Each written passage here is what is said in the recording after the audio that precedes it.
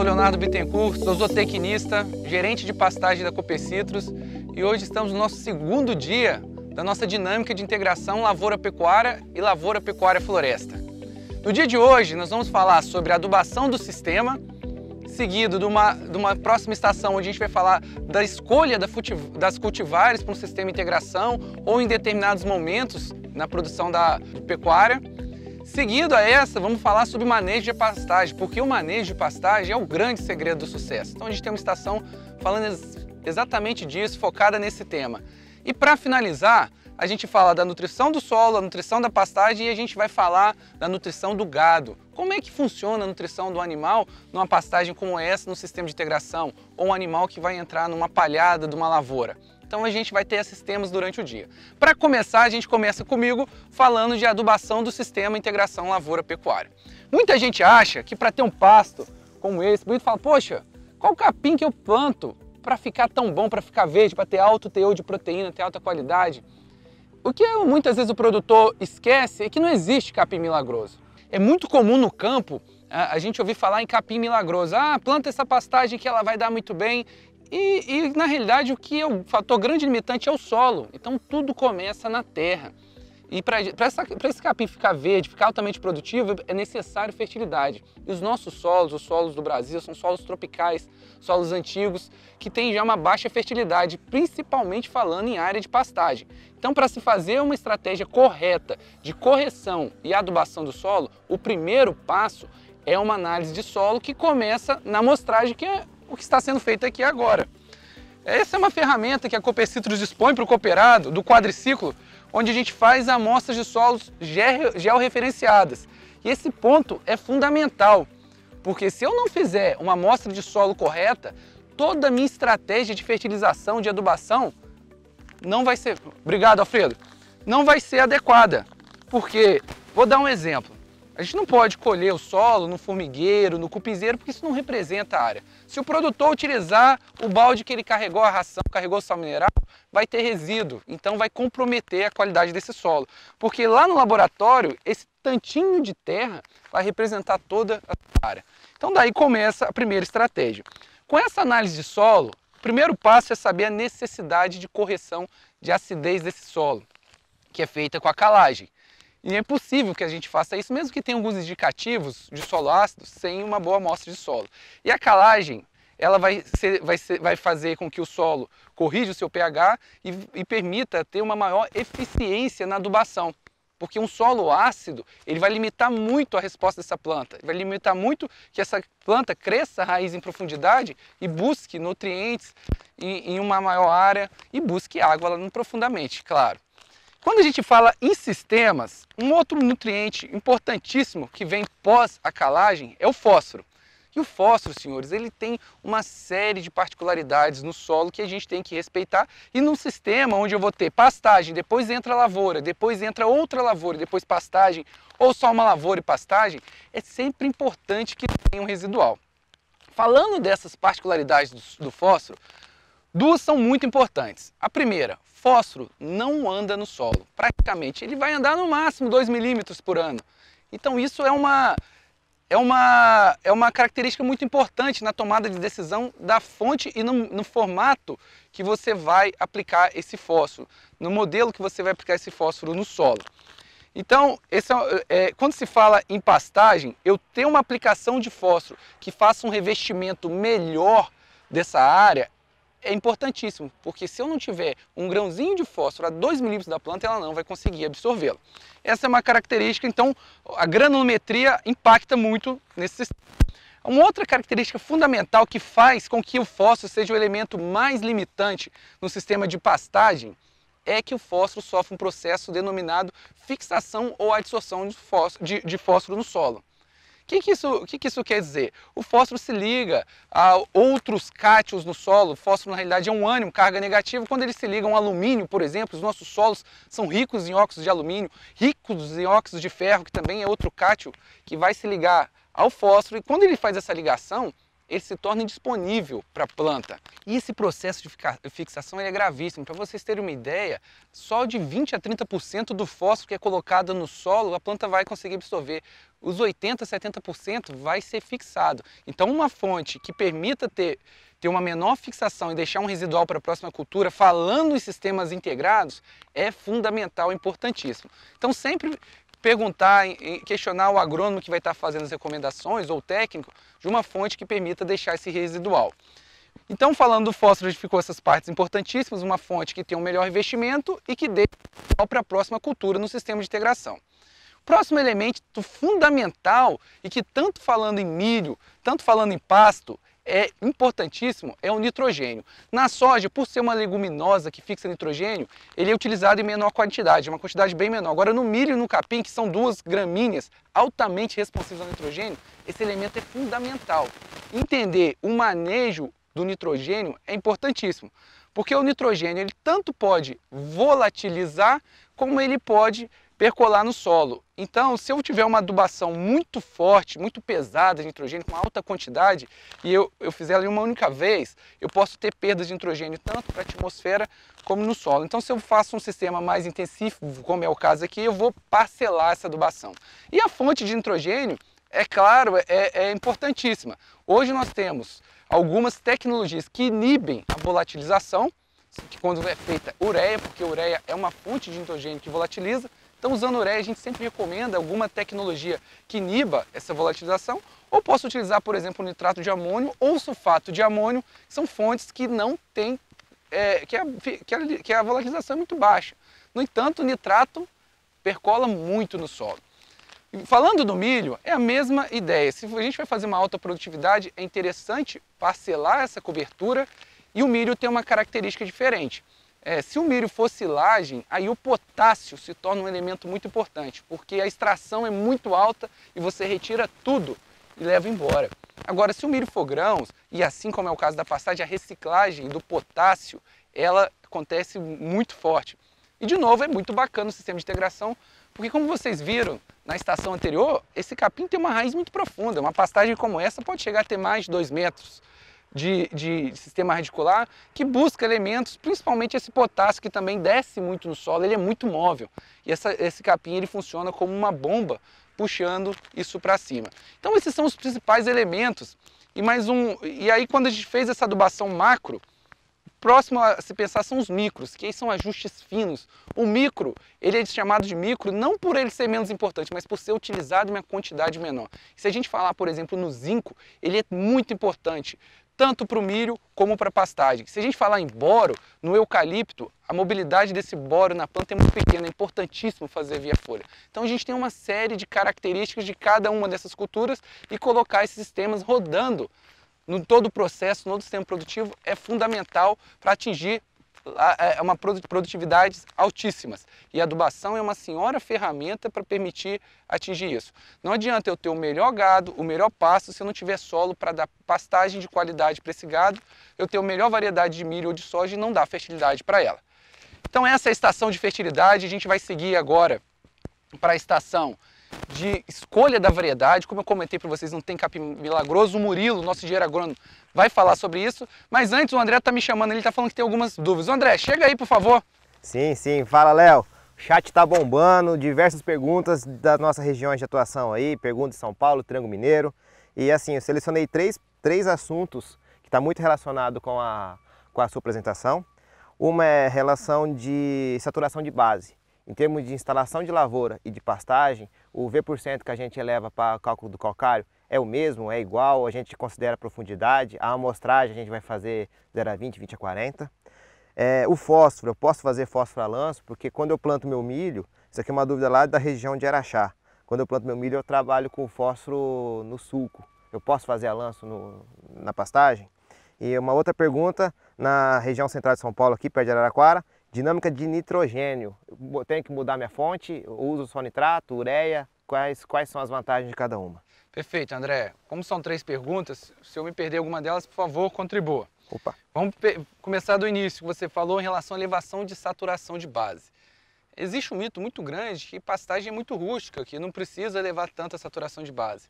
Isso depende muito do sistema produtivo, da intensificação da produtividade que se espera. Hoje a gente já eleva a saturação de base para pastagem para pelo menos 60%. Agora, quanto mais intensificado for o sistema, maior vai ser essa saturação que a gente vai levar. Em sistemas rotacionados, com lotações acima de 4, 5 As por hectare, nós vamos trazer para 70, 80, isso é muito comum, principalmente em leite, muito intensificado, tá, André? Uma outra coisa importantíssima, que a gente não pôde falar pelo curto tempo, é um modo de aplicar esse calcário. No sistema de integração, a gente faz muito plantio direto, aproveitando sempre a palhada, mas lá atrás, no primeiro plantio, a gente acha muito importante fazer um convencional, não sei se você concorda, André, para colocar esse calcário em profundidade, se necessário fazer a gessagem, para corrigir, fazer perfil de solo. E aí, como a gente mostrou na sua estação ontem, tem toda uma bomba puxando esses nutrientes, fazendo a ciclagem e levando matéria orgânica lá para baixo. Até, Léo, tudo que a gente tem de teoria é de 0 a 20. Se pensar numa dinâmica de raiz da pastagem, tem que pensar em 1 metro, 2 metros de correção. 1 metro dá 5 vezes o volume de calcário aplicado em relação a 0 a 20.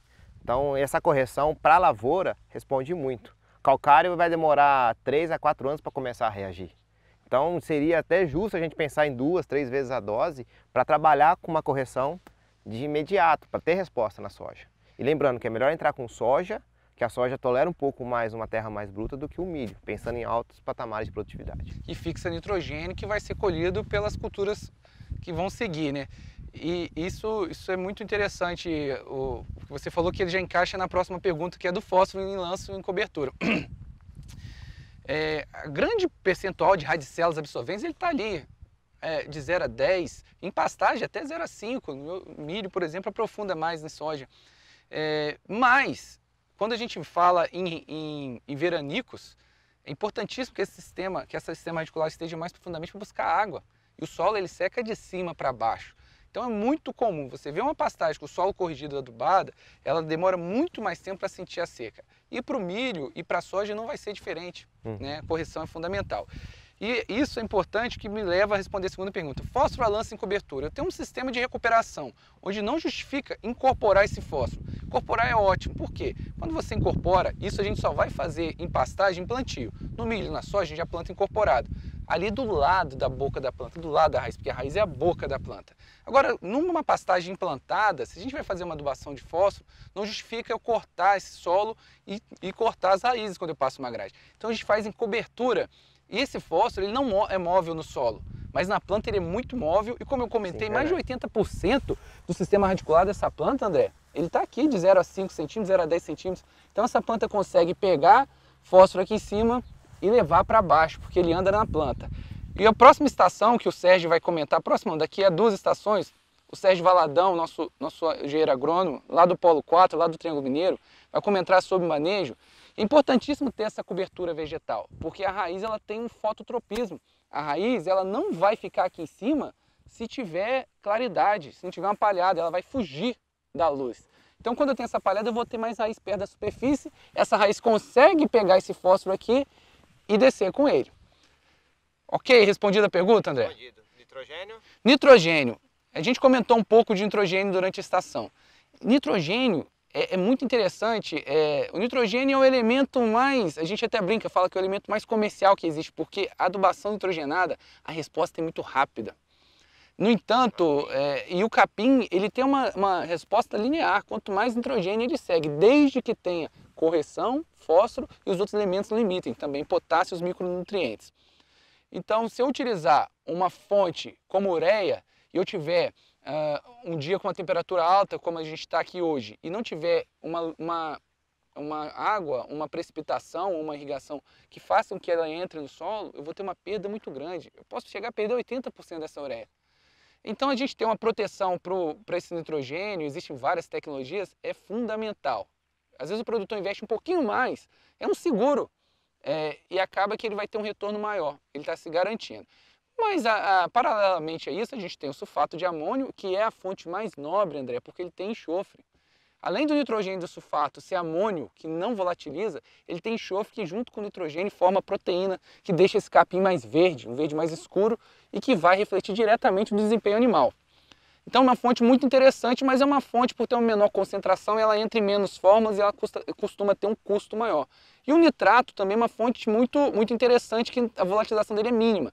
No entanto, o nitrato percola muito no solo e a característica física dele pode acarretar algum problema se o produtor precisar armazenar ele por mais tempo. Mas é uma excelente fonte e se forem doses maiores, André, independente de qual fonte a gente precisa parcelar. Falando em pastagem, a gente vai ter que colocar, se tiver uma dose acima de 70 kg de nitrogênio na adubação, eu já preciso dividir.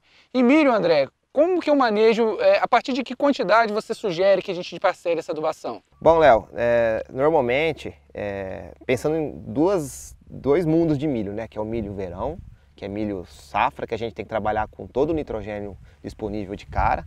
Então eu já faço um plantio com 20 a 30 kg de N na base. E aí eu complemento aí 1 kg de nitrogênio por saco em 2 a 3 aplicações. E se fosse silagem? Se fosse silagem, eu faria a mesma quantidade de aplicações, só com uma dose um pouco maior. Tá? Pensando aí 1,5 kg em termos de produção de grãos. Tá? Quando eu venho milho pós-soja, a soja vai deixar 1 kg de nitrogênio para cada saco produzido. Então se eu pensar no milho aí de 120 sacas por hectare, uma soja de 70, eu faço complemento com 50 quilos. Podendo ser 30 base, 30 cobertura, e aí fica a gosto do cliente.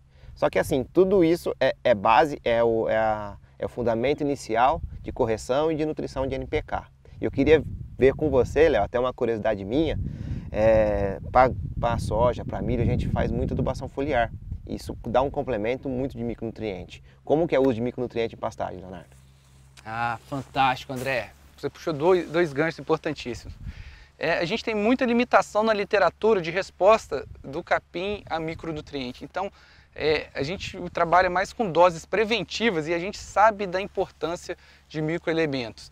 Mas se você procurar, você vai ver que realmente existe uma limitação muito grande pelo tema. E você comentou de uma tecnologia muito interessante para finalizar aqui, que já estourou nosso tempo, André. A adubação foliar é uma excelente ferramenta em pastagem também, desde que se faça no momento certo. Inclusive com micronutrientes, que é uma forma de fazer um aporte para ele, com nitrogênio principalmente. A gente falou no outro dia, na estação de floresta, que a gente fez no eucalipto e deu uma resposta interessante. Em pastagem, quando eu tenho algum processo que cause um estresse nela, como a aplicação do herbicida para controlar a folha larga, ou quando ela está sobre um ataque de cigarrinho, eu vou entrar com inseticida, eu entrar com foliar que contenha macro e micronutrientes e um bioestimulante, dá resultados interessantíssimos. Eu aproveito a aplicação do herbicida, do inseticida, e ter um retorno desse capim muito mais rápido a um custo muito mais baixo. Então é uma excelente ferramenta, tanto para fazer esse capim voltar, como para fazer um aporte de micro. Mas a gente sempre acha interessante aproveitar a viagem, tanto da aplicação do herbicida como inseticida.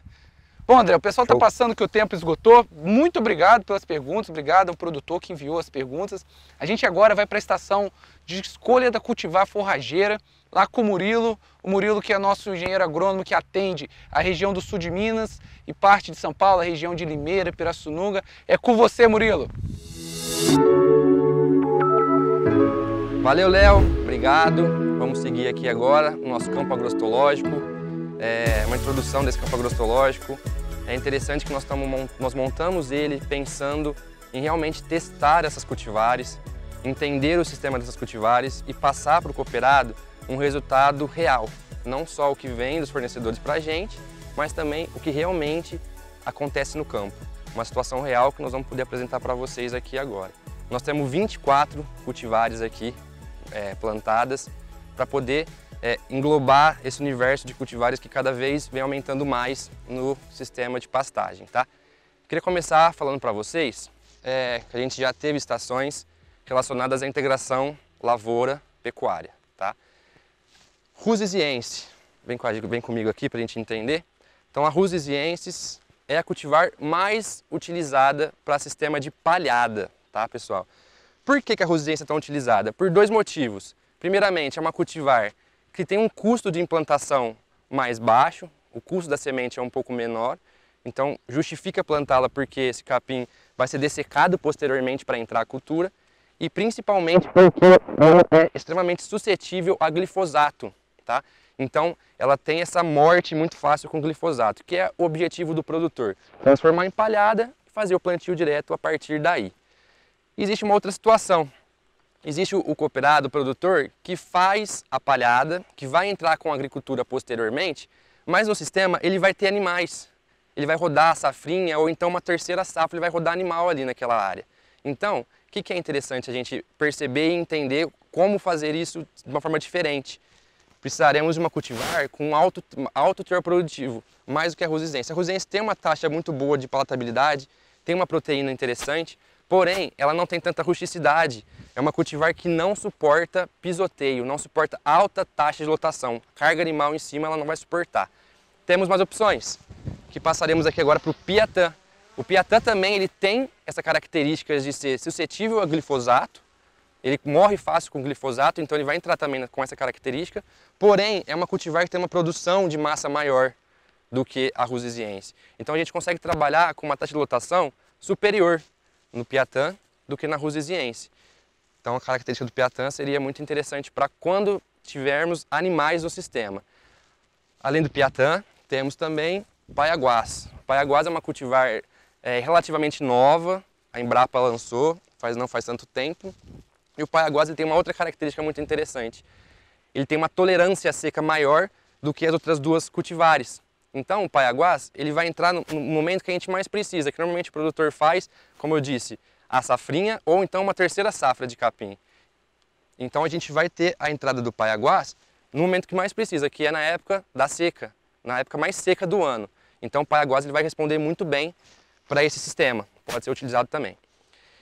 E vamos avançar um pouco mais, vamos pensar então que o produtor ele vai ter a palhada, ele vai rotacionar, ele vai fazer a integração lavoura-pecuária, porém ele vai trabalhar de uma forma diferente, ele vai trabalhar 2, 3, 4 anos com o capim e posteriormente ele vai entrar com a agricultura, depois de algum certo tempo, tá? E aí nós vamos entrar com cultivares mais produtivas, cultivares mais responsivas. Convidar vocês para ir até a área dos híbridos ali para a gente poder entender e conhecer melhor os híbridos que estão chegando no mercado.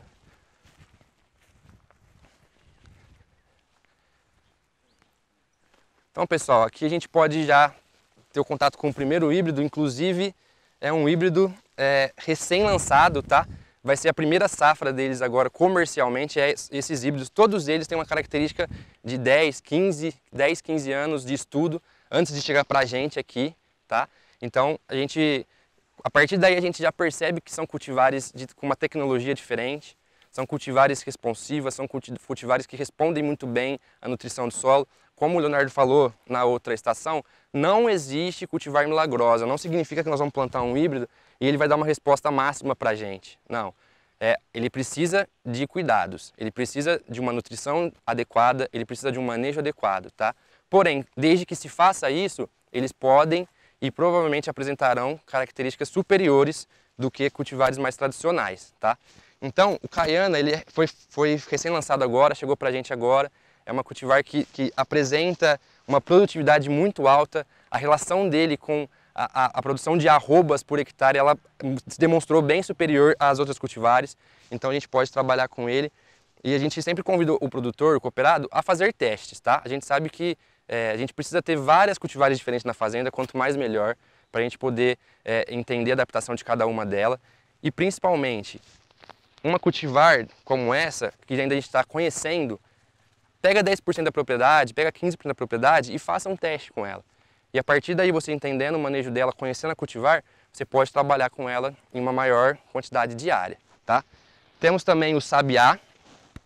O Sabiá também foi recém-lançado, junto com o Caiana, os dois acabaram de chegar para a gente agora, tá? Estão na Cooper Citrus, já estão no portfólio da Cooper Citrus. O cooperado que quiser conhecer já pode comprar e testar e conhecer melhor o Sabiá também. E o Sabiá, ele tem uma característica que a gente percebeu nela que é muito legal. Ele produz cerca de 45% a mais do que o Marandu na época da seca. Então é uma cultivar que tem uma tolerância muito boa à seca. Então para o produtor que pensa em ter um pastejo intensificado durante todo o ano, ele pode trabalhar com Sabiá, justamente por conta dessa intensidade e dessa produção superior que ele apresenta na época da seca, tá? Continuando, nós vamos ter agora dois materiais que já são consagrados para a gente, tá? No universo Cooper Citrus a gente já tem várias áreas formadas com o Mavuno e com o Mulato 2. Primeiramente o Mavuno é uma cultivar que está há cerca de 7, 8 anos no mercado já.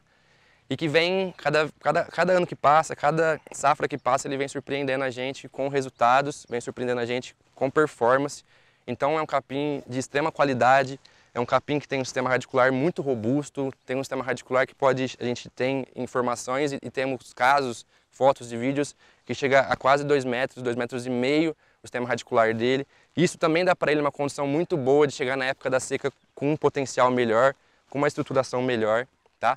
Então, o Mavuno também é uma excelente opção para o cooperado que estiver pensando em tecnificação, estiver pensando em alta produção, mais arroba por hectare. Então, o Mavuno também vai ser uma excelente opção.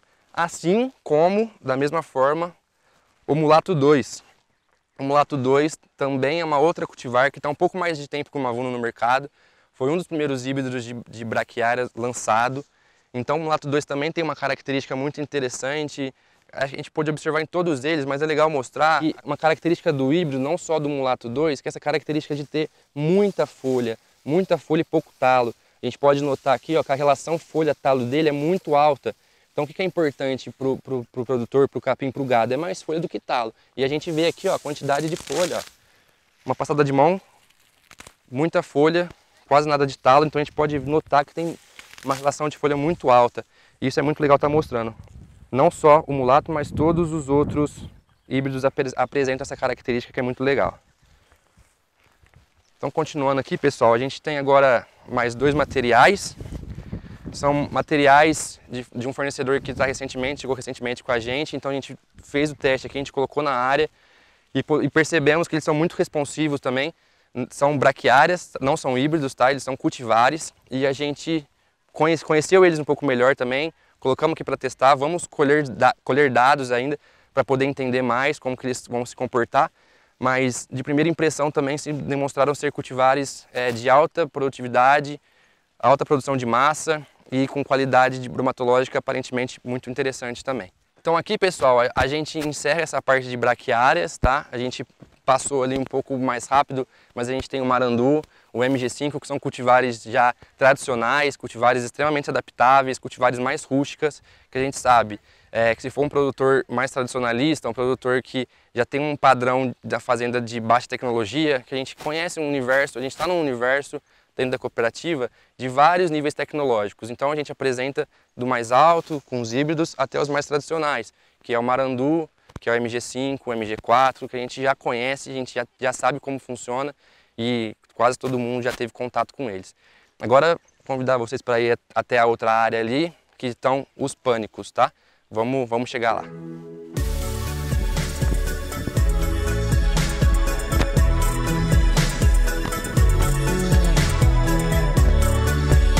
Então, pessoal, aqui a gente chega na área dos pânicos.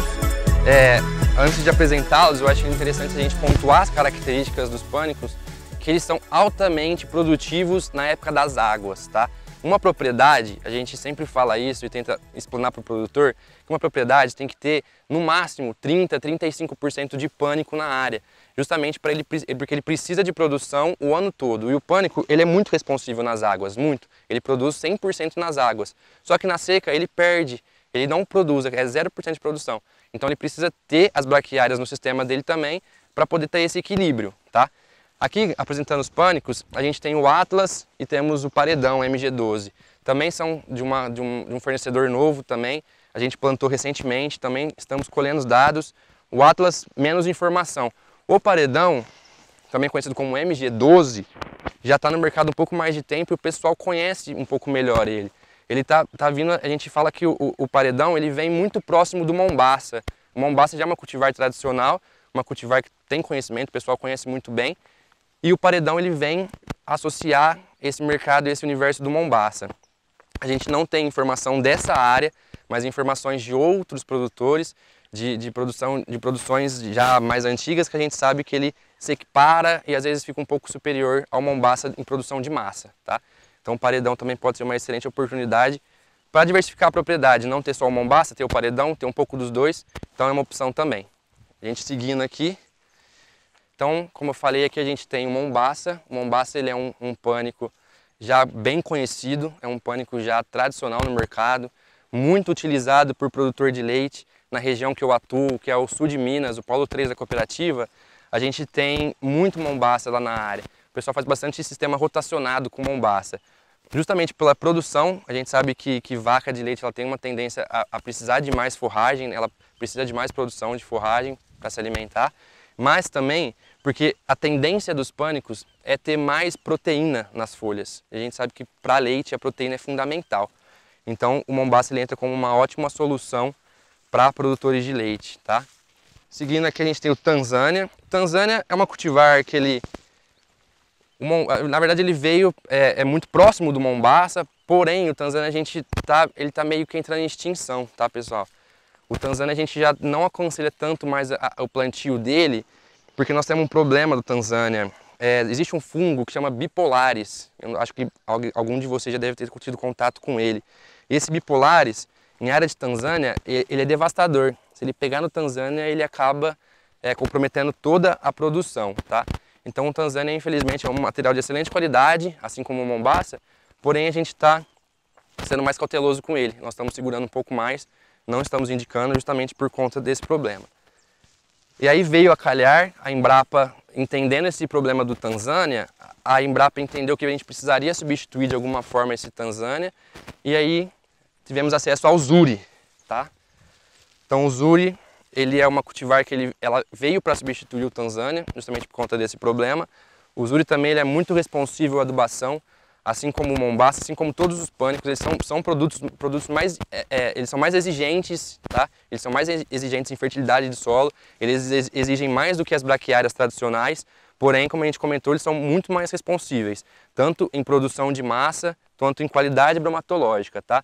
E o Zuri tem uma outra característica muito legal dele, que em áreas que tem um pouco de umidade, eu não digo áreas inundadas, não áreas que tenham lâmina de água, mas áreas que tem um pouco de umidade, o Zuri dos pânicos ele vai ser o único que vai suportar esse ambiente com um pouco mais de umidade.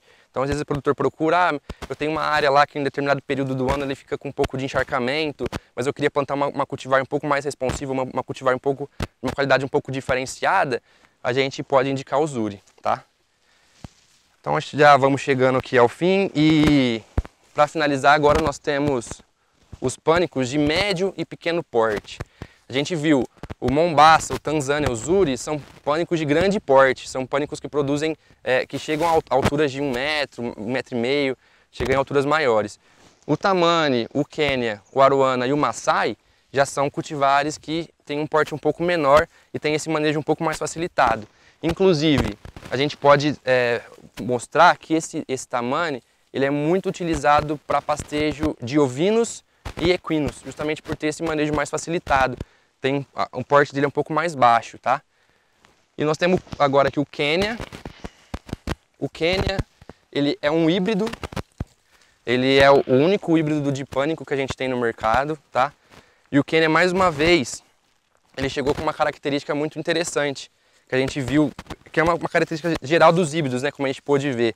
Mas o Quênia, ele tem isso ainda mais escancarado, que é a relação folha-talo. O Quênia também, você notar, mesmo no visual, você percebe que ele tem muita folha, e o talo dele é até difícil de você identificar onde tem talo.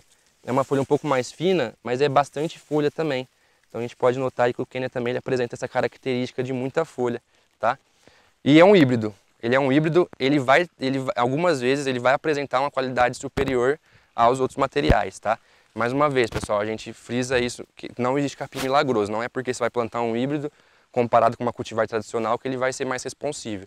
Vai depender do seu manejo, vai depender da sua fertilidade, da sua correção de solo, tá bom? Continuando aqui a gente tem o Aruana, também muito utilizado para ovinos e equinos, a gente indica bastante o Aruana por ter esse porte menor também, que a gente pode notar que ele tem um porte mais baixo, até o manejo dele é um pouco mais baixo do que a gente está vendo aqui, a gente pode abaixar ele um pouco mais, principalmente se for pastejo de equino, tá? E por fim o Maasai. O Maasai ele tem uma característica muito legal, porque o Maasai ele é formador de solo. A gente sabe que não é o nosso universo na cooperativa, mas de repente a gente pode ter alguns casos, mas o Maasai ele é muito plantado na região do Tocantins, que a gente tem um solo lá com muita pedra. Então é difícil, são solos de baixa fertilidade e muita pedra. Então a gente precisa de uma cultivar que seja formadora de solo, que consiga quebrar essas pedras e formar solo. E cultivares menos exigentes de fertilidade. A açaí apresenta isso, é um pânico que apresenta essa característica, tá, pessoal? A gente finalizou os pânicos e eu quero só mostrar mais uma cultivar aqui, que é um outro universo que a gente não tem tanto no cenário da cooperativa, tá? Mas que pode acontecer, que são as umidícolas. As umidícolas, elas são utilizadas para áreas alagadas, tá? A gente pode até chegar aqui para ver. Ela está com uma baixa produtividade aqui, a gente vê que ela está mais rasteira, justamente porque não é o ambiente dela aqui. Não é o ambiente que ela gosta de estar, tá? A umidícola, ela prefere áreas alagadas que eu digo alagadas mesmo, áreas com lâmina de água, tá? Muito no Mato Grosso do Sul, no Pantanal ali, que são áreas que tem muita água, o único que vai é a umidícola. Essa umidícola é a alhaneiro. A alhaneiro, ela não é tão responsiva a alta umidade quanto a umidícola tradicional, umidícola. Então a gente apresenta ela aqui mostrando a situação que a gente vê que não está no cenário, no ambiente dela, não está no ambiente perfeito para ela, mas a gente também tem essa opção dentro da cooperativa. Se precisar, se fosse uma situação que seja necessária, a gente pode também estar apresentando a umidícola. A gente passou pelo Sinodon ali, que sai um pouco fora desse ambiente de pânico e braquiária. Eu convido vocês para ir lá, para a gente poder só dar uma explanada nele para finalizar, para a gente entender o porquê que a gente está colocando ele aqui.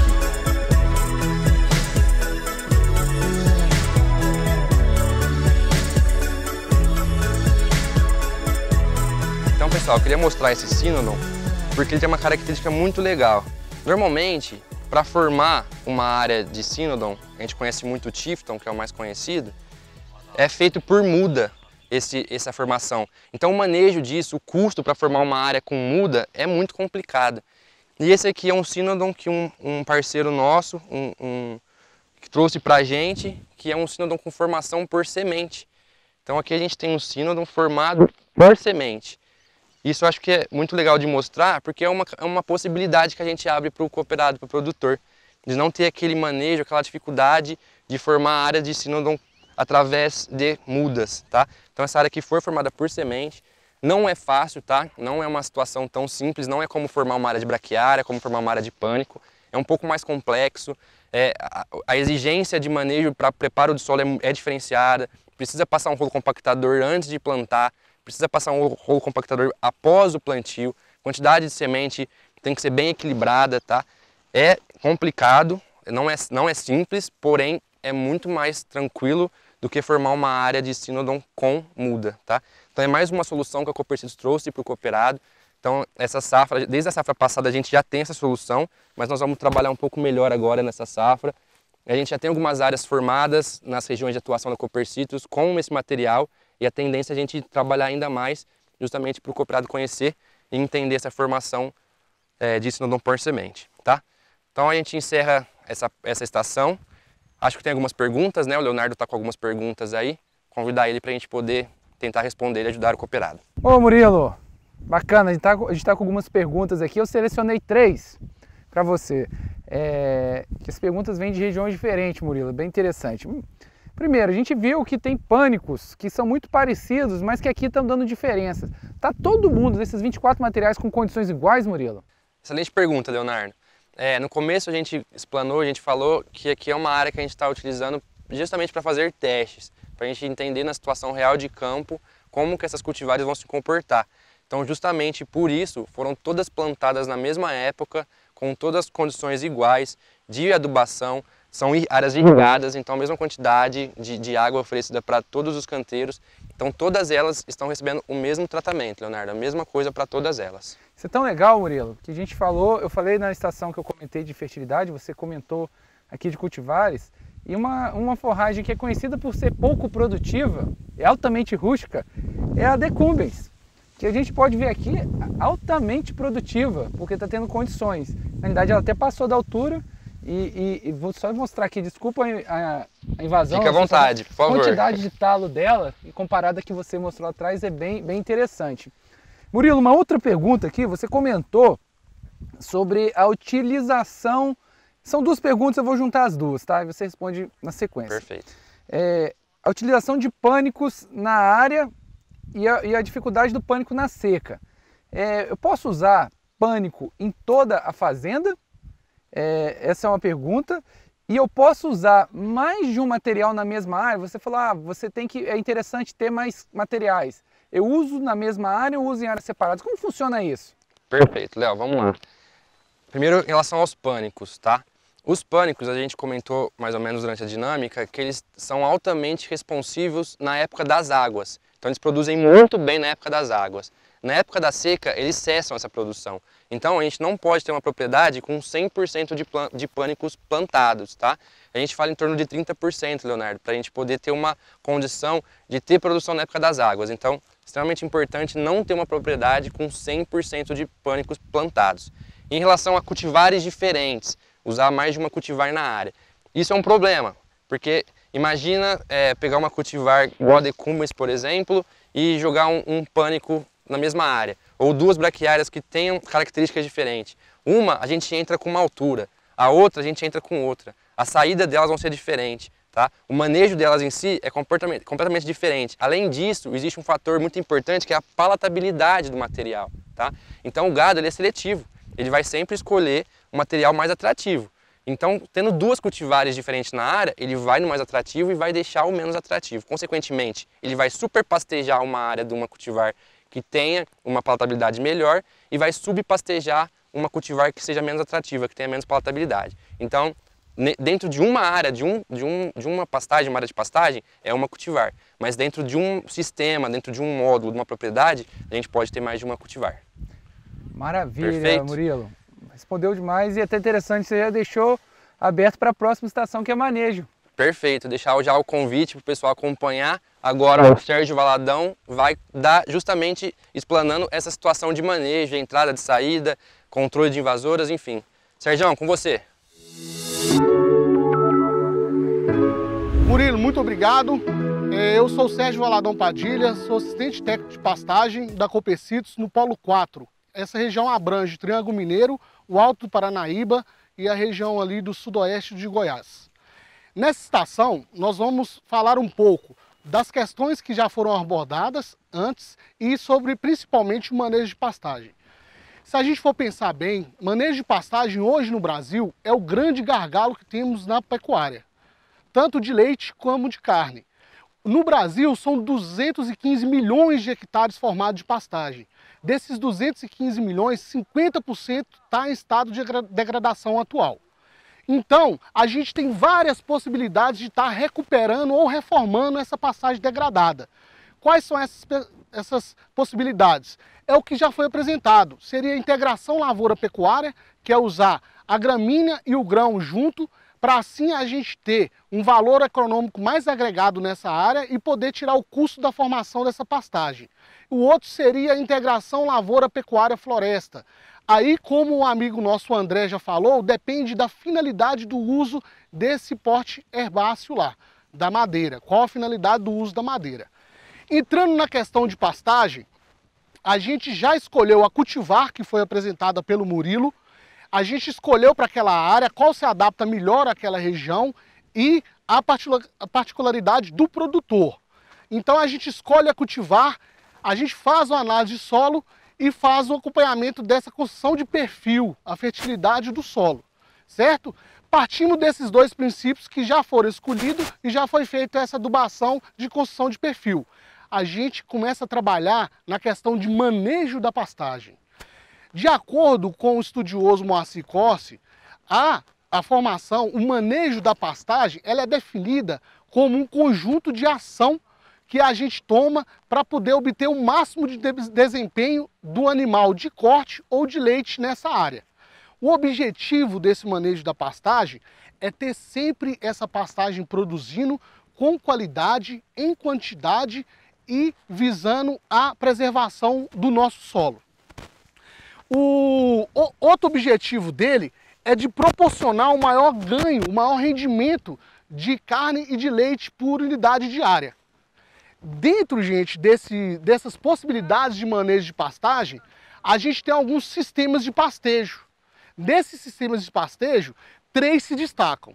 Seriam mais usados até hoje o pastejo contínuo, que é aquele que o gado fica na área o tempo todo. A gente só faz a questão de alinhar um pouco, um ajuste fino mais de colocar menos ou mais quantidade de cabeça por área. O outro que seria o pastejo diferido, que vem a casar com o pastejo rotacionado, que é para o período de escassez de forragem, que seria no período de entre-safra. E por último, o mais utilizado e o foco de todo mundo para intensificação de pastagem, o pastejo rotacionado. Nesses pastejos rotacionados, a gente tem que lembrar sempre de 3 conceitos básicos, que é para o sucesso desse pastejo. O primeiro conceito, que de acordo com vários pesquisadores, teria que ser mais melhorado ainda, e essa lacuna que a gente tem de produtividade está ligada a esse conceito, é a taxa de lotação. A taxa de lotação é dada em unidade animal por hectare. Já o conceito da pressão de pastejo é dada em quantidade de quilo de peso vivo animal posto na área pela produção de quilo de matéria seca dessa área. Não menos importante, e o terceiro conceito básico dessa pastejo rotacionado, seria a capacidade de suporte animal dessa pastagem, que leva em consideração a taxa de lotação e a pressão de pastejo. Pensando nesses 3 conceitos, a gente é da seguinte forma, nesse manejo. A gente pode ter, ocasionando nessa propriedade, o que ocorre na maioria das vezes, seria um superpastejo dessa área, que vai acarretar em menor produção por área e o desgaste dessa pastagem. Então vai ser um pastejo que vai consumir muita área de pastagem e a gente vai demorar muito tempo nesse rebrote. Então acaba surgindo a questão de plantas daninhas que a Copecitrus hoje, aproveitando, conta com um portfólio robusto para esse controle. A gente tem a questão do equipamento, mostrado aqui na figura, que a gente empresta e faz o acompanhamento com assistência técnica dessa aplicação, certo? Passando por outro que é o subpastejo, ou seja, a gente colocar uma quantidade de animal a menos da capacidade de suporte da área, a gente vai ter a questão de menor produção por área, a massa vai estar sobrando, a gente vai ter um desperdício de forragem e, consequentemente, a gente não vai ter uma intensificação daquela área. Tirando esses 2 extremos, superpastejo e subpastejo, a gente tem o pastejo ótimo, que é o ideal, que todo mundo gostaria de ter. Pastejo ótimo, esse sim é o que a gente quer na propriedade. O que seria esse pastejo ótimo? Seria você acertar o ponto ideal de colheita pela boca do bovino naquela forragem, onde ela apresenta a melhor qualidade e a melhor quantidade para aquele capim. Nesse pastejo ótimo, a gente muitas vezes trabalha nas pesquisas com interceptação luminosa. Cerca de 95% da interceptação luminosa no dossel, a gente faz uma correlação com a altura e com o período de descanso. Então a altura vem daí, essa altura de entrada. Seria de acordo com a interceptação desse estande. Por quê? Passou de 95%, você tem formação de baceiro, você começa a perder folha, que é o de melhor que a planta tem para fornecer para o animal. Então, a gente pode observar aqui na área, essa área aqui do lado é uma área do híbrido Mulato 2, de um híbrido de braquiária, que hoje no mercado tá em alta e é para alta produtividade. A gente pode ver que é uma área aqui de pré-pastejo. O gado está entrando nessa área aqui agora para pastejar. A altura ideal dessas braquiárias de entrada é em torno de 30 centímetros. Desse lado aqui, a gente tem um exemplo de pós-pastejo, que seria o capim paiaguás. A gente já observa que ele já tem algumas folhas apontando e a gente deixa uma altura de resíduo de 15 centímetros. Muita gente pergunta para a gente qual a altura de entrada e a altura de saída. Vai uma dica. Para gravar duas alturas, fica só com a altura de entrada na cabeça e a altura de saída corresponde a 50% da altura de entrada. Uma dica básica, todo mundo lembrando, vai ter o sucesso no manejo da pastagem. Então, gente, vamos manejar correto, vamos manejar certo, vamos aumentar a produtividade. A questão do manejo certo, a média Brasil é 1,2 hectare ano, certo? Já com manejo adequado, sem adubação, a gente consegue atingir 2,5 a 3 unidade animal hectare ano. Vamos supor aí por baixo, cada unidade animal dessa ganha uma média de 5 arroba por ano. Você passa de 1 arroba para 3 arrobas. Uma unidade animal para 3 unidades animal. Ou seja, se cada uma ganha 5 arrobas, você vai ter um ganho a mais por ano de 15 arrobas. Agora vamos transformar essas 15 arrobas no preço da arroba de gado hoje. Por aí a gente indica, compensa ou não compensa? É viabilidade total, não adianta, é dinheiro no bolso do produtor, certo? Então vamos manejar certo, vamos cuidar certo da pastagem, principalmente colher no ponto certo. O Léo tem algumas perguntas para a gente a respeito do manejo de pastagem, que é uma dúvida recorrente de alguns produtores. Vamos ver essas perguntas aqui. Opa, Sérgio, bacana. Rapaz, ó, manejo de pastagem, eu falei na minha estação, o Murilo falando dele, é o segredo do sucesso e não custa nada. E é impressionante como que a gente vê o produtor errar em manejo. Eu tenho uma pergunta aqui que eu separei de propósito, chegou pra gente lá da sua região, no Triângulo Mineiro. Primeiro pastejo do gado, Sérgio. É meio que um mito, é meio que a gente ouve muito ainda no campo falar. O produtor acha que ele precisa deixar o capim sementear para acabar de formar. É esse o manejo correto, Sérgio? Boa, Leonardo! Essa aí, gente, é uma dúvida corriqueira e é um erro corriqueiro também que acontece nas propriedades. A quantidade de semente a gente coloca na formação da pastagem. A gente não tem necessidade de deixar esse capim sementear para poder fechar a área. E sim a gente fechar essa área na formação dela. E mais importante ainda, Leonardo, o primeiro pastejo ele deve ser feito para incentivar perfilhamento e desenvolvimento da raiz da planta. E esse primeiro pastejo, sempre é bom lembrar, deve ser feito com gado mais leve, ou seja, uma bezerrada que você não tiver na propriedade.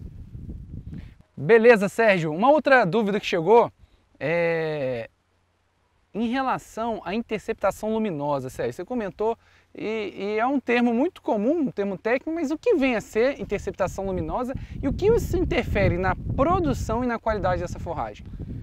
Leonardo, de suma importância, interceptação luminosa é de onde parte qualquer estudo para manejo de altura de entrada e de saída. O que seria essa interceptação luminosa?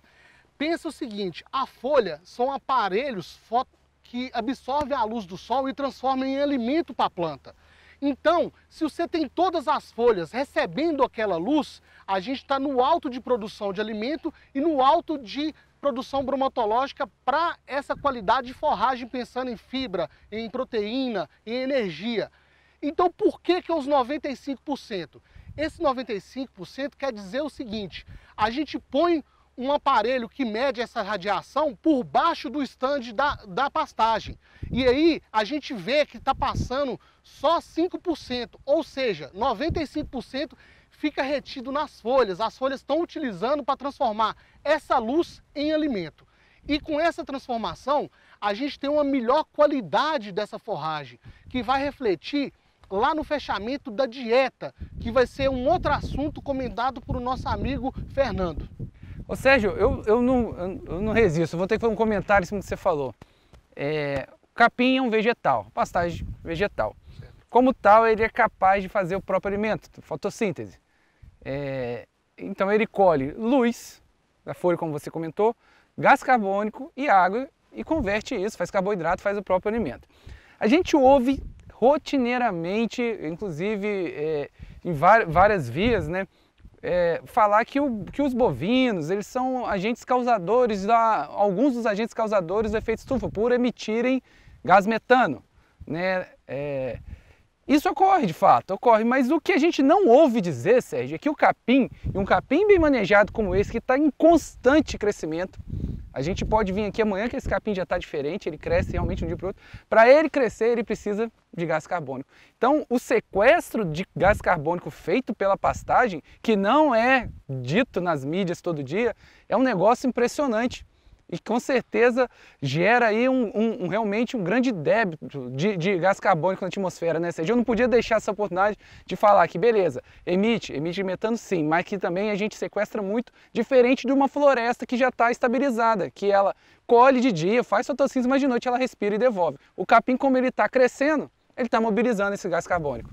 Léo, aproveitando esse gancho, gente, encaixa tudo o que o Leonardo falou com a gente, dessa questão de transformar, de capturar CO2, de transformar CO2, luz e água em carboidrato, em alimento para essa planta, e o componente arbóreo que a gente tem na integração lavoura, pecuária, floresta. Aí a gente vai sair com um saldo bem positivo e produzir o famoso boi verde que a gente produz com qualidade no Brasil. Beleza, Sérgio? Muito bom. Agora é com o Fernando. Vai com você, Fernando De Falco. Olá, Sérgio, muito obrigado. A gente está aqui agora na estação de nutrição animal. Gostaria de conversar um pouco com vocês alguns conceitos que envolvem a pecuária, para depois a gente chegar na nossa conversa de nutrição animal em si. Um dos pontos que a gente precisa tirar muito da cabeça é a questão de relatividade, o muito e o pouco, o caro e o barato. Isso dentro de uma unidade produtiva pecuária não dá, e em outros modelos produtivos também não. Acho que a gente precisa um pouco fugir desses valores e mensurar mais os nossos negócios. Bom, vamos lá, eu queria aproveitar aqui uma frase do seu Fernando Cardoso Penteado, que o Brasil é um país onde as pessoas acham muito, observam pouco e medem praticamente nada. E isso é uma grande realidade que está no nosso dia, com uma mudança muito grande, uma tendência que isso mude, e a gente vem trabalhando muito forte para isso.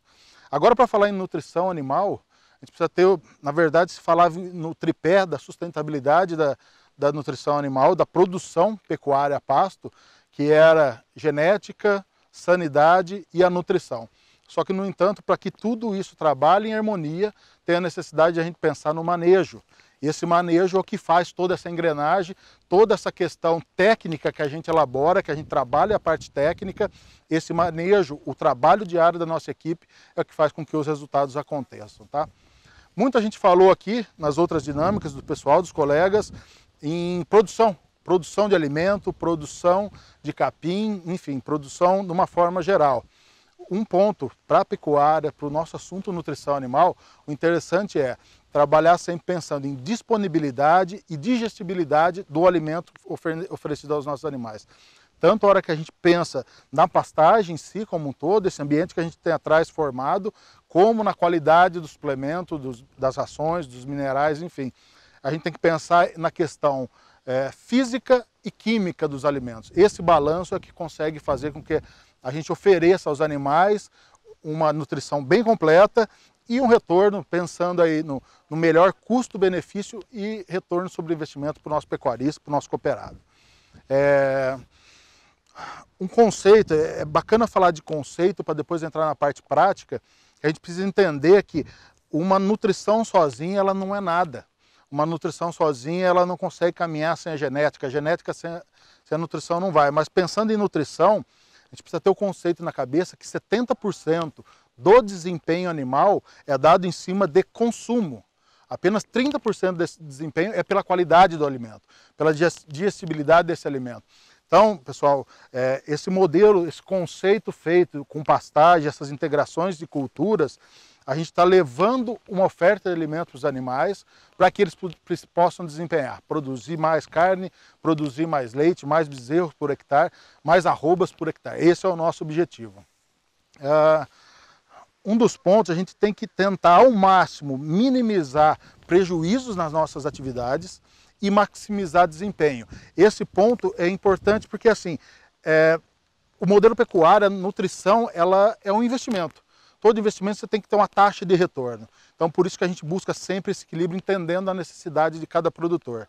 Aqui na Fundação Cooper Citrus Credit Citrus, a gente tem a possibilidade de trabalhar esses conceitos e aplicar na prática tanto a nutrição de solo, quanto a nutrição das folhas, dos alimentos, da pastagem, como também a nossa nutrição de animal.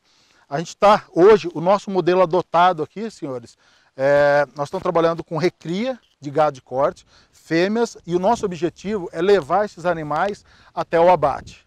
Tá? A gente sabe então hoje onde nós estamos, e esse é o objetivo principal do negócio.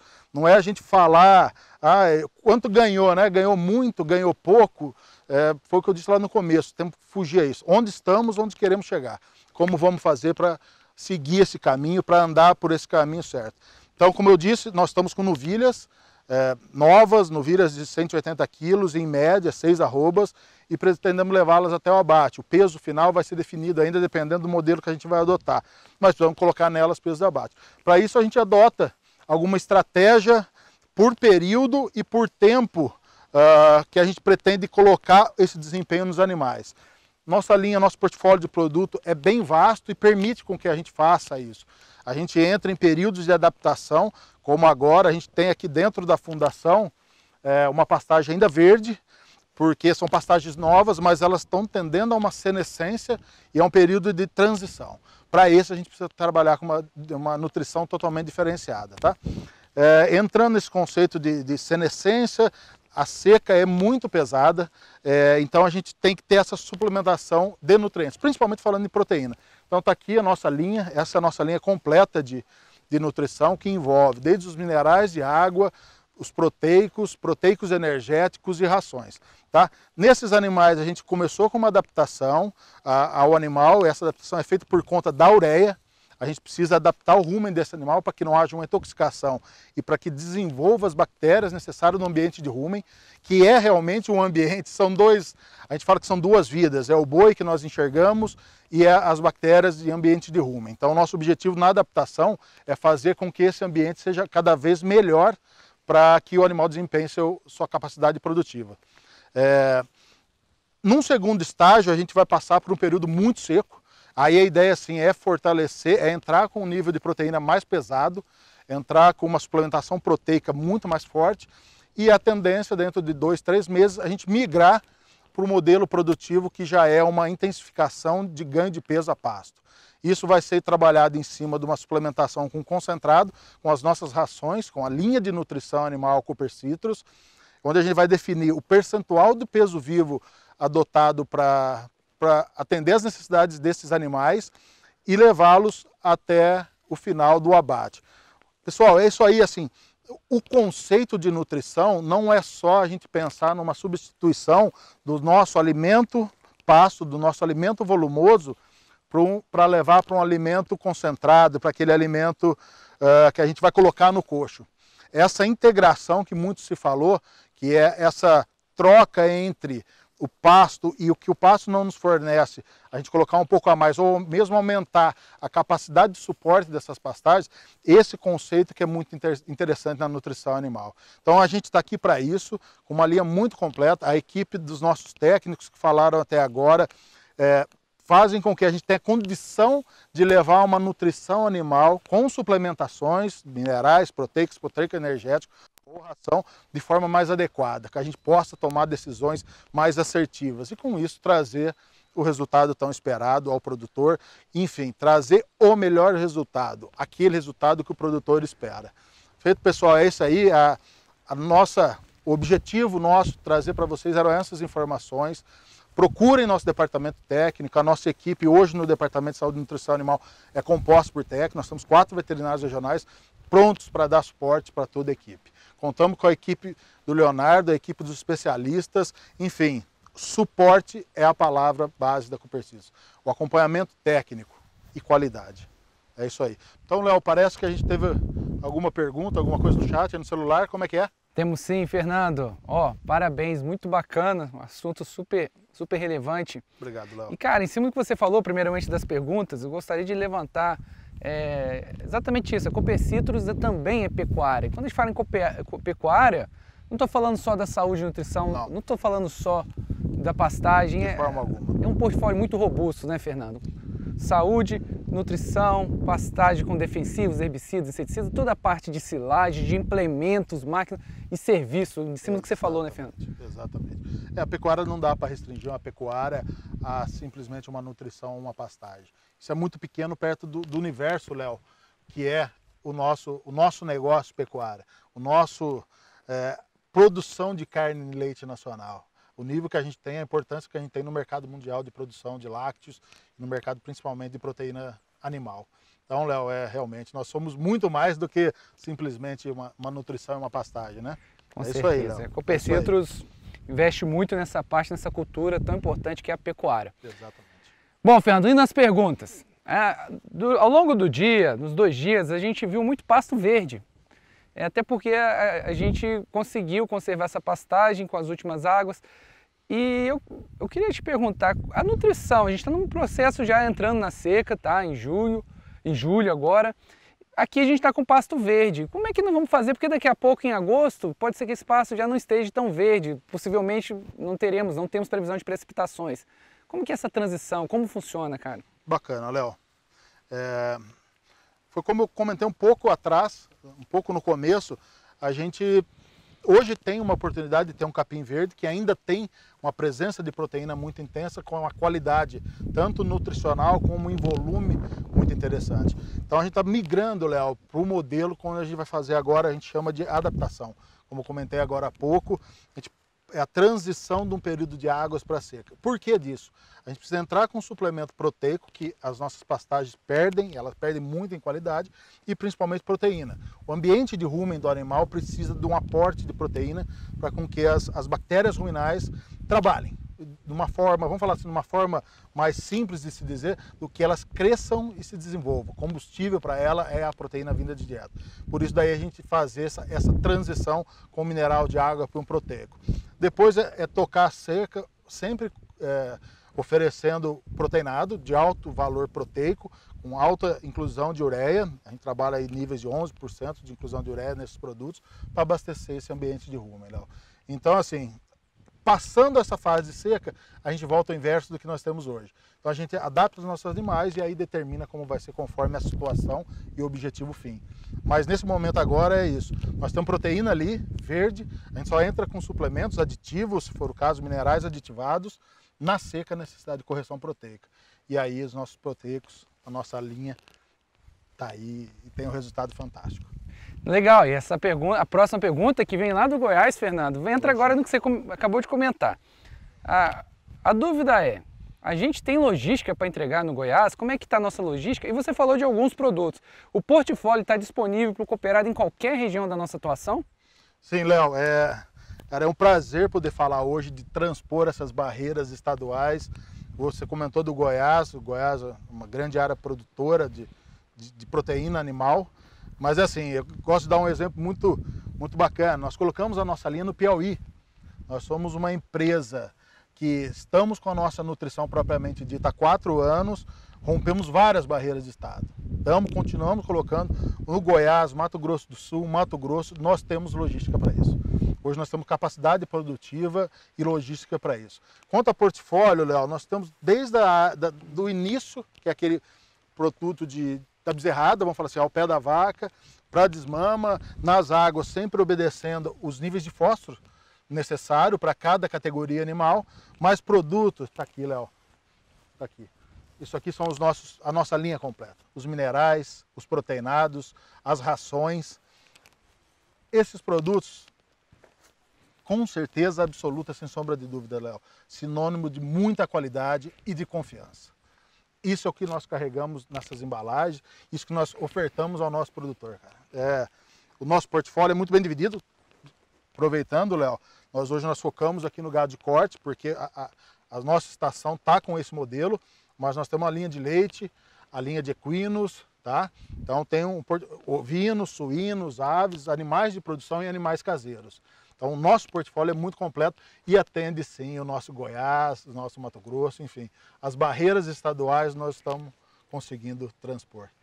Fernando, é muito legal, porque eu rodo também em toda a área da Copecitrus e eu ouço muito da nossa força de venda falar, a gente está vendendo muito bem a nutrição porque o nosso produto é de muita qualidade e o preço é muito competitivo. Léo, falando em qualidade, eu vou aproveitar teu gancho, a gente trabalha com matéria-prima nobre. Então, senhores, nós não temos o hábito, não fazemos e não pretendemos fazer. Mudar a nossa formulação, os ingredientes, Léo.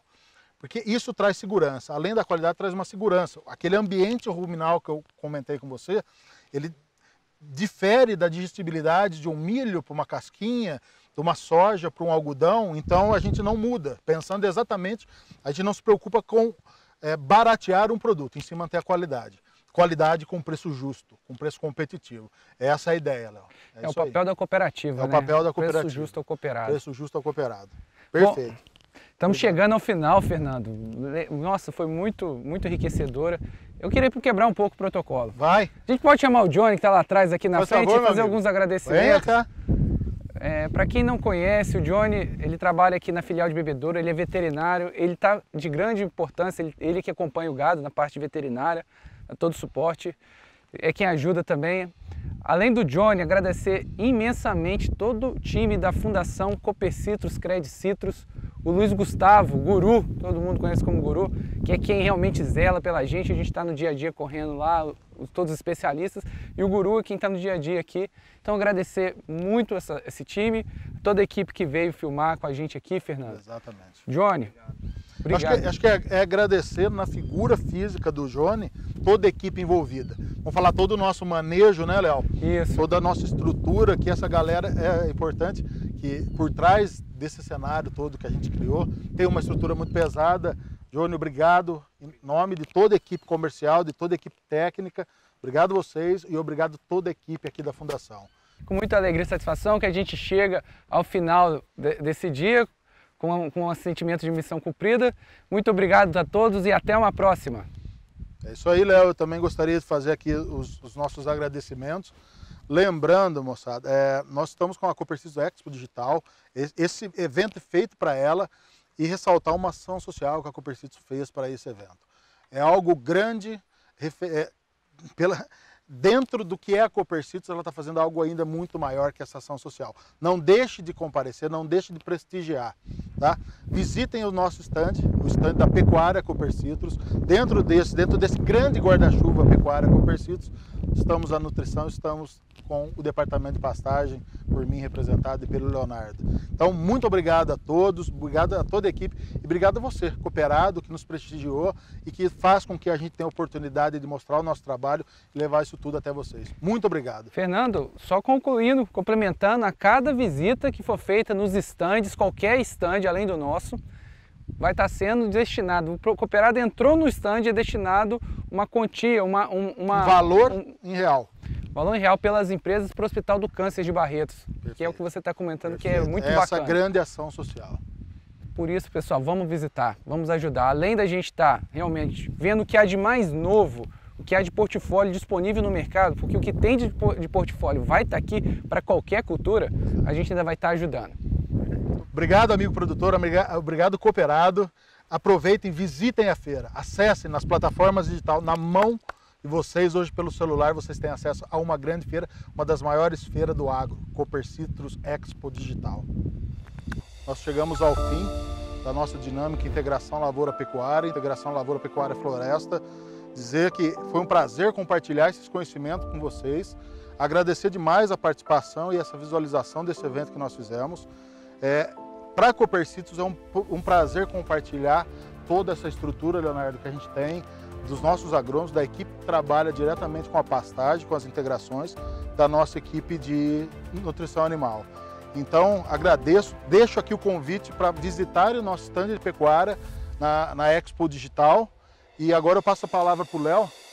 Com certeza, Fernando. Eu realmente gostaria de enfatizar o agradecimento a todo produtor que nos acompanhou, por estar, espero que a gente tenha conseguido contribuir. Agradecer imensamente a todo o nosso time que está aqui, devido a obedecendo a toda a situação de distanciamento, eles estão lá atrás, mas são todos muito importantes. A gente trabalhou muito para preparar isso para o produtor. E aqui é como a fazenda de vocês, ela tem problemas do dia a dia e a gente veio tentando resolver, e cada um que teve uma estação cuidou da sua estação ao longo desse tempo. E para finalizar, a gente gostaria de prestar homenagem, uma salva de palma para você, produtor, agricultor, pecuarista, que vem mesmo com essa situação produzindo, garantindo alimentação tanto para o Brasil como para a população mundial. Devido ao Brasil é um grande produtor de alimentos, a gente já não está mais... dizer que o Brasil é o celeiro do mundo é uma grande verdade, porque a nossa produção é de ponta, quer seja em soja, quer seja em milho, quer seja em carne, né, Fernando? Produzindo proteína, carne de boi, de frango, de suínos, de leite para todo mundo. Então a nossa função é muito nobre. Nossa função, além de apoiar muita economia, trazendo também capital de fora para levar a exportação de carne, por exemplo, vem batendo recorde mês após mês. Então, para você, produtor, a nossa salva de palma.